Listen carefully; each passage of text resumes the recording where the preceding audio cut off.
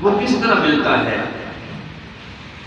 رب کے قرب کی راہیں کیا ہیں، اس کے اسباب کیا ہیں، اس مختصر وقت میں ہم آپ کے سامنے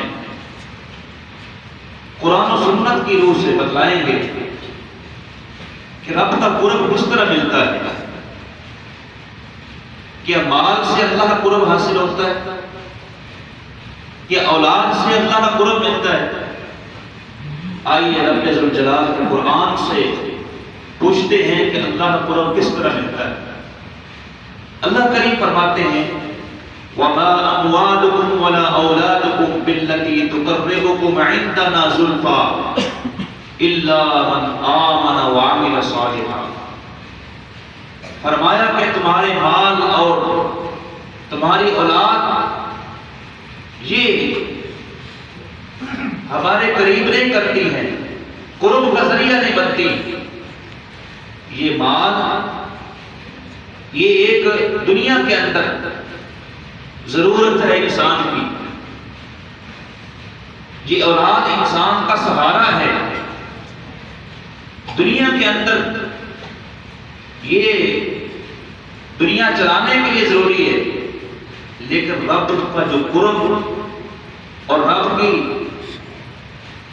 جو محبت پانے کے لیے اللہ کریم فرماتے ہیں اِلَّا مَنْ آمَنَ وَعَمِلَ صَالِحًا، جو ایمان لے آتا ہے، نیک عمل کرتا ہے، ایسا انسان اللہ کا قرب حاصل کرتا ہے، اللہ کے قریب تر ہوتا ہے۔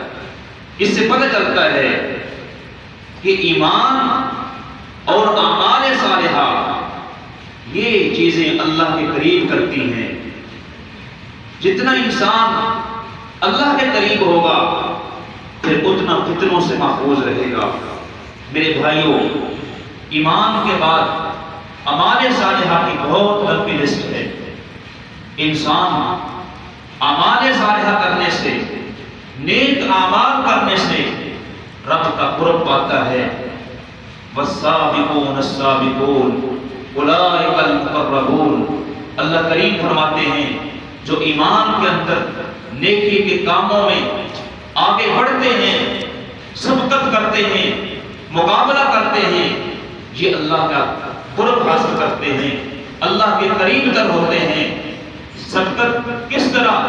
نیکی کے کاموں میں، جس طرح ایک انسان دنیا کے کاموں میں ایک دوسرے سے آگے بڑھنے کی کوشش کرتا ہے، جس طرح کہ آج کا نفسہ نفسی کا دور ہے، مادیت کا دور ہے، ایک دوسرے سے آگے بڑھنے کی انسان کوشش کر رہا ہے۔ اس کے پاس موٹر سائیکل ہے، میرے پاس کار ہو، اس کے پاس کار ہے، میرے پاس لینڈ کروزر ہو، جہاز ہو، ہیلی کاپٹر ہو، مال و منال ہو، پراپرٹی ہو، یہ چیزیں ہوں، وہ چیزیں ہوں۔ کس طرح انسان کی دوڑ لگی ہوئی ہے، ایک دوسرے سے آگے بڑھنے کی کوشش کر رہا ہے، 99 سے 100 کے چکروں میں انسان ہے۔ لیکن اسی طرح اللہ فرماتے ہیں کہ جو بندہ نیکی کے کاموں میں آگے بڑھتا ہے، صدقہ و خیرات میں آگے بڑھتا ہے، نماز روزے میں آگے بڑھتا ہے، نیک اعمال میں آگے بڑھتا ہے، اللہ کریم فرماتے ہیں فَأُولَٰئِکَ الْمُقَرَّبُونَ، یہی اللہ کے قریب تر ہوتے ہیں، اللہ کا قرب حاصل کرتے ہیں۔ تو عبادات کے اندر میرے بھائیوں سب سے عظیم جو چیز ہے جو اللہ کے قریب کرتی ہے وہ نماز ہے۔ نماز انسان کو اللہ کے قریب تر کرتی ہے، اور نماز میں پھر جو سجدہ ہے اللہ کے قریب تر کرتا ہے۔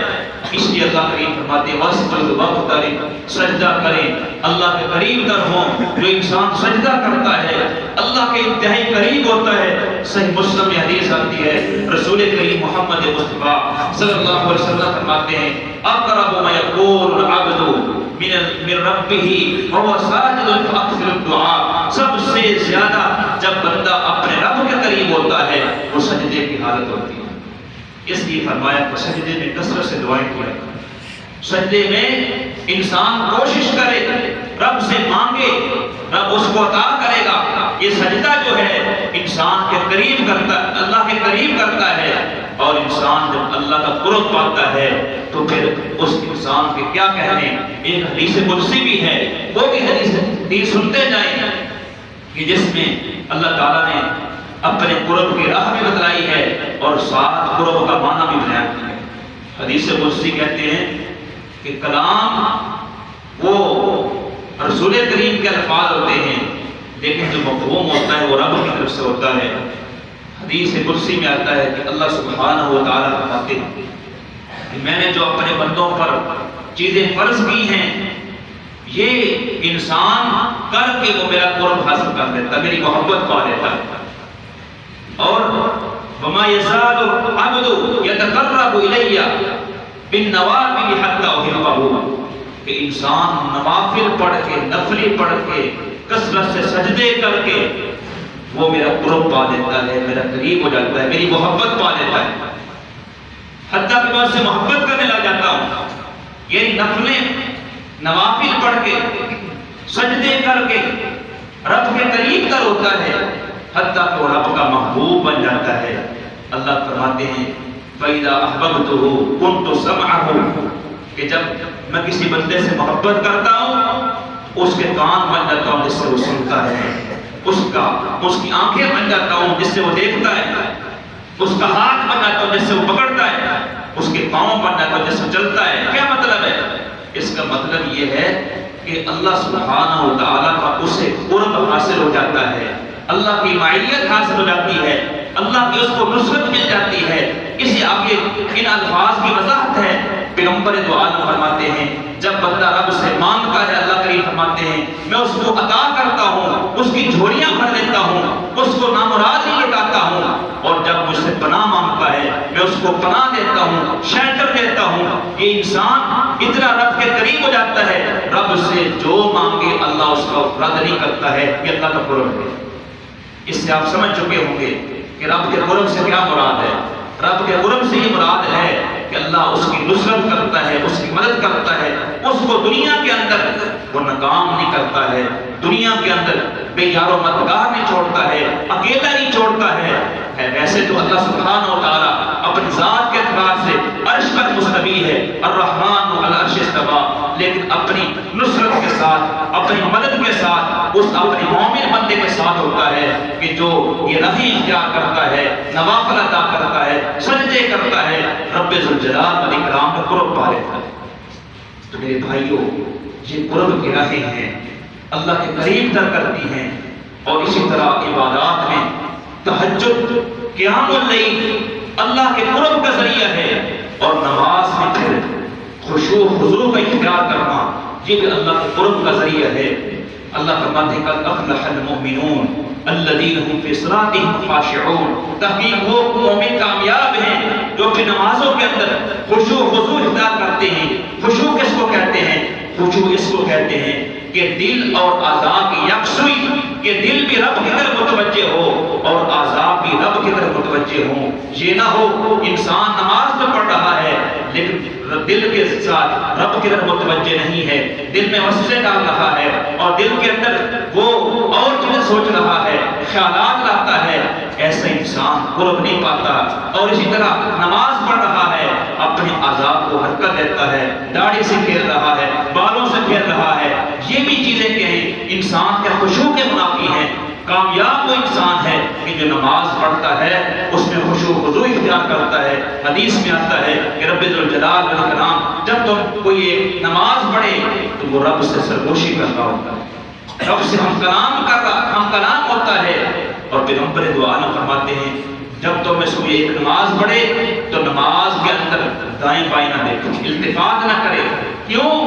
رب ذوالجلال اپنے چہرہ مبارک کو اپنے بندے کے چہرے کی طرف متوجہ کر لیتے ہیں، اور جب تم میں سے کوئی دائیں بائیں دیکھتا ہے رب ذوالجلال اپنی توجہ ہٹا لیتے ہیں۔ یہ رب کا قرب ہے، خشوع و خضوع سے حاصل ہوتا ہے۔ عبادات کے اندر نماز کے علاوہ جو سب سے اہم جو فریضہ ہے روزہ جس کو کہتے ہیں، آج ہم روزے رکھ رہے ہیں، یہ بھی اللہ کے قرب کا بہت بڑا ذریعہ میرے بھائیوں۔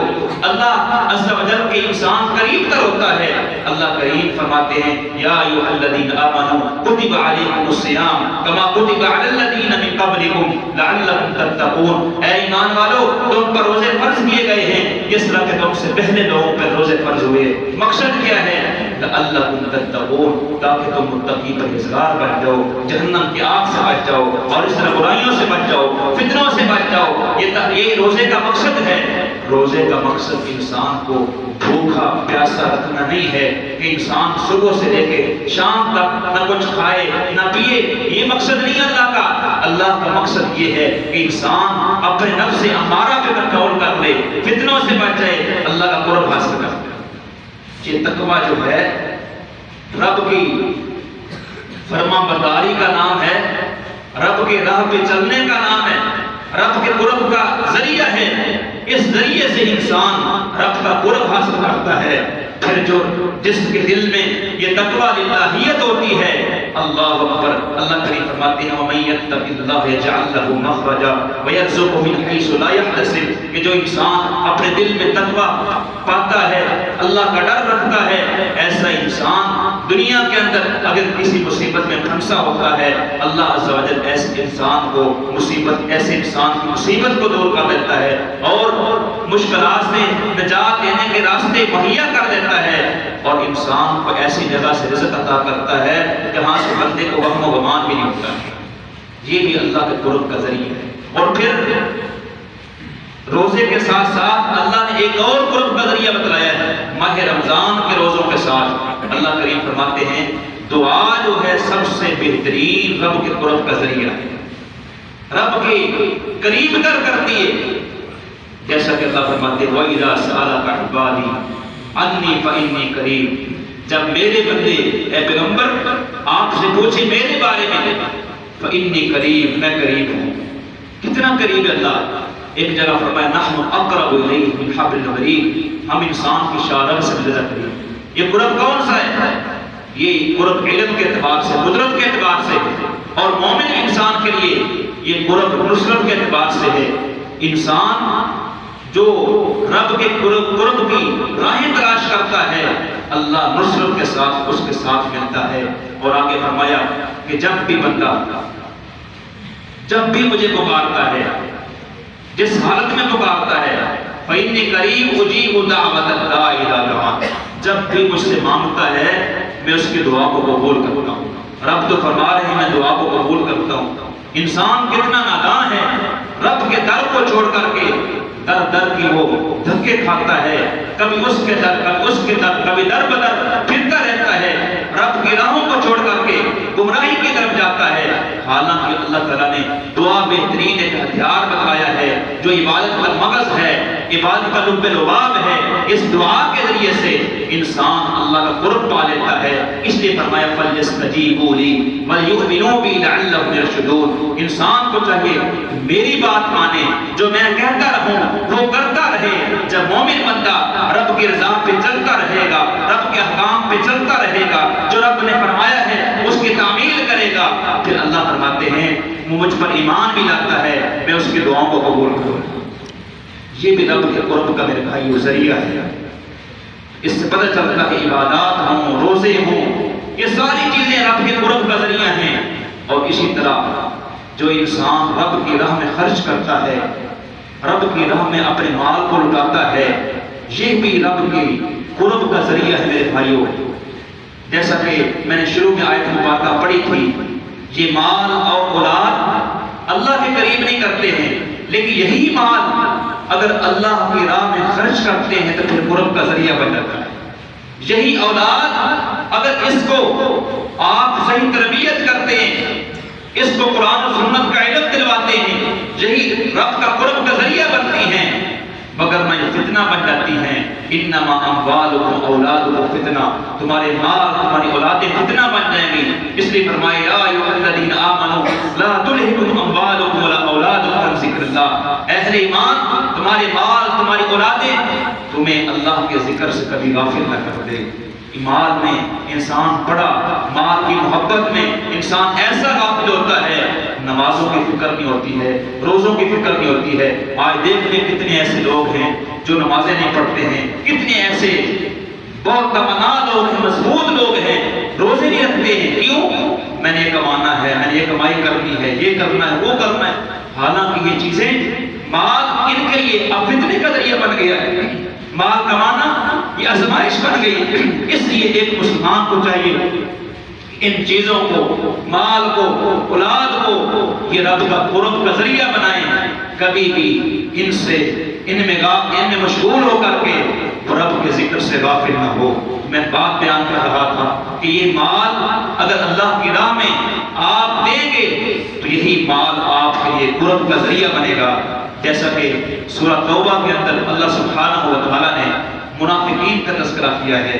منافقین ایسے تھے کہ اللہ نے ان کے پول کھولے ہیں، لیکن منافقین کے ضمن میں اللہ نے کچھ ایسے مسلمانوں کا ذکر کیا ہے، وَمِنَ الْأَعْرَابِ مَن يُؤْمِنُ بِاللَّهِ وَالْيَوْمِ الْآخِرِ وَيَتَّخِذُ مَا يُنْفِقُ قُرْبَاتٍ عِندَ اللَّهِ وَصَلَوَاتِ الرَّسُولِ أَلَا إِنَّهَا قُرْبَةٌ لَهُمْ سَيُدْخِلُهُمُ اللَّهُ فِي الْجَنَّةِ۔